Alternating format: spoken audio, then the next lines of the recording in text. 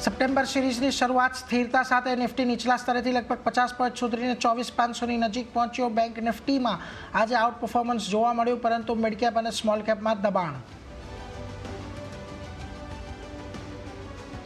આજે એફએમસીજીમાં સૌથી વધુ ખરીદી જોવા મળી. નિફ્ટી એફએમસીજીમાં 1%થી વધુનો ઉછાળો જોવા મળ્યો. નેસ્લે, એચયુએલ અને આઈટીસી નિફ્ટીના ટોપ ગેનર્સમાં સામેલ. તેની સાથે અમુક બેન્કો અને એનબીએફસીમાં પણ વધારો મળ્યો, પરંતુ ઓટો અને રિયલ્ટીમાં આજે નબળાઈ. બંને ઇન્ડેક્સ 1% ઘટ્યા.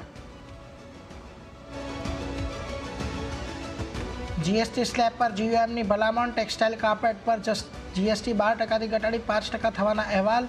ટ્રેન્ડના શેરમાં જોવા મળી ખરીદદારી. 3%થી વધુના વધારા સાથે નિફ્ટીમાં ટોપ ગેનર બન્યો.